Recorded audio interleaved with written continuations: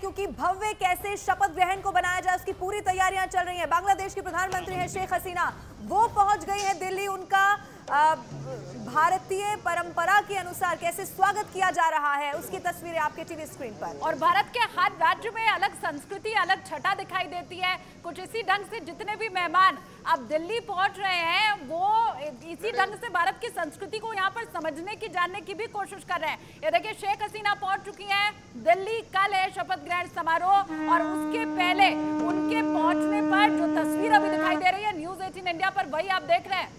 ये तस्वीरें आपके टीवी स्क्रीन पर हैं। आपको ये भी बता दें कि शेख हसीना के पहुंचने के साथ ही ये सिलसिला भी शुरू हो चुका है, यानी कि कल शपथ ग्रहण समारोह का हिस्सा बनने के लिए जो तमाम मेहमान जिन्हें न्योता जा चुका है, अब एक एक करके वो तस्वीरें सामने आने लगेंगी जो यहाँ पर पहुंचेंगे। और कल जो भव्य शपथ ग्रहण समारोह होना है उसको और यहाँ पर भव्य बनाने के लिए यहाँ पर पहुंच चुके हैं। तस्वीरें आपकी टीवी स्क्रीन पर इस वक्त आपको दिखा रहे हैं और वो मेहमान भी हम आपको दिखा रहे हैं जो यहाँ पर पहुंच चुके हैं। पहुंचने का सिलसिला शुरू हो चुका है। शेख हसीना प्रधानमंत्री बांग्लादेश की दिल्ली एयरपोर्ट चुकी है। एयरपोर्ट तस्वीरें न्यूज़ 18 इंडिया पर इस वक्त आप देख रहे हैं। और देखिए रीना पहुंच चुकी है, बहुत से और विदेशी मेहमान है जो दिल्ली पहुंचना ही है। न्यूज़ 18 इंडिया के यतेंद्र हमारे साथ इस वक्त जुड़ चुके हैं, उनका हम रुख कर लेते हैं। यतेंद्र, शेख हसीना दिल्ली पहुंची, वो तस्वीरें लगातार दर्शकों को हम दिखा रहे हैं। अभी क्या चल रहा है, अपडेट क्या है? देखिए लगातार मंत्रिमंडल बनाने की कवायद चल रही है और जो बीजेपी के आला नेता हैं, बीजेपी अध्यक्ष जेपी नड्डा, गृह मंत्री अमित शाह सुबह से ही मीटिंग कर रहे हैं और अब से कुछ समय के बाद माना जा रहा है कि प्रधानमंत्री आवास जा सकते हैं और पूरा अपडेट दे सकते हैं, क्योंकि कल रात को काफी लंबी मीटिंग चली थी, मंथन हुआ था हर सहयोगी दल के साथ। और उसमें आपको ध्यान होगा कि कल प्रधानमंत्री मोदी ने कहा था कि जो मीडिया में आकलन लगता है वैसा कुछ होता नहीं है, तो इस वजह से जो आकलन जो खबरें आती हैं वो कई बार गलत साबित होती हैं। और कल जो सूत्र दावा कर रहे हैं वो इसी तरह का इशारा कर रहे हैं कि जो बार बार खबरें चलाई जा रही है कि सहयोगी गठबंधन अड़े हुए हैं, कुछ मंत्रालय मांग रहे हैं, तो सूत्रों का दावा यही है कि किसी भी सहयोगी संगठन ने अपनी तरफ से कोई डिमांड नहीं रखी है। क्योंकि अगर आप मीटिंग्स का ड्यूरेशन देखेंगे तो 15, 20 या 22 मिनट से ज्यादा की मीटिंग नहीं चली। और जब डिमांड रखी जाती है, कोई दल अपनी डिमांड पर अड़ा रहता है तो मीटिंग कई कई घंटे चलती है, लेकिन ऐसा नहीं हुआ।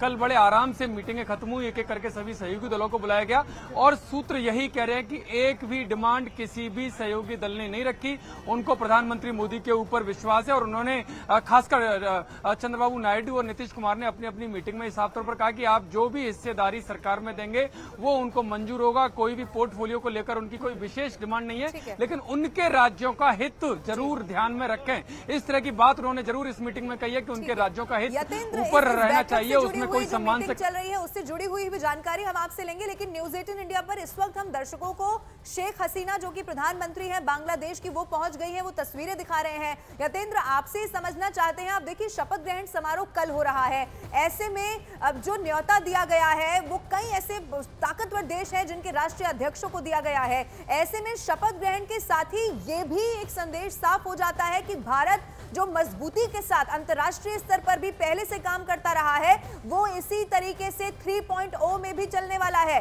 और जो मेहमान पहुंचने वाले हैं उनसे जुड़ी हुई भी अगर कोई और जानकारी हो तो आप जरूर दीजिए।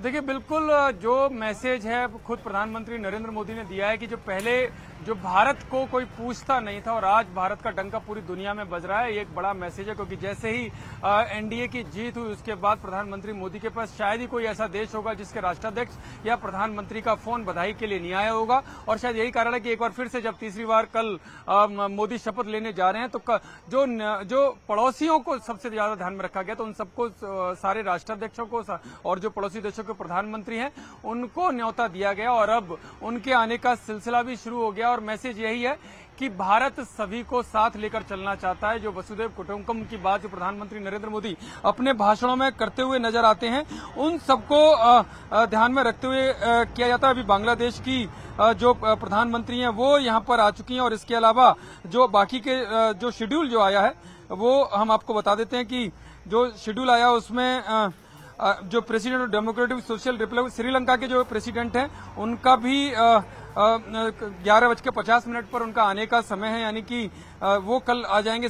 इसी तरह से जितने भी हैं जो आज का आने का समय है जो 2:45 पर 2:45 पर भी एक देश के राष्ट्रपति आएंगे, अभी उनका नाम आना बाकी है। इसके अलावा अगर कल की बात करें तो मॉरिशस के राष्ट्रपति कल सुबह 9:05 पर आ जाएंगे। इसके अलावा मालदीव्स के राष्ट्रपति भी यही सेम समय है उनके भी आने का। और इसके अलावा किंगडम ऑफ भूटान के जो 11:30 बजे करीब आएंगे। और इसके अलावा नेपाल के जो प्रधानमंत्री हैं वो कल दोपहर 2:50 पर आएंगे। यानी कि जो पड़ोसी देशों के राष्ट्राध्यक्ष या प्रधानमंत्री हैं उनके आने का सिलसिला शुरू हो चुका है, जो कल दोपहर तक चलेगा। जी बिल्कुल यतेंद्र, और खास करके देखिए मालदीव के राष्ट्राध्यक्ष भी यहाँ पर पहुंच रहे हैं। बीते दिनों हमने देखा कैसे मालदीव के साथ जो भारत के संबंध थे वो तीखे थे।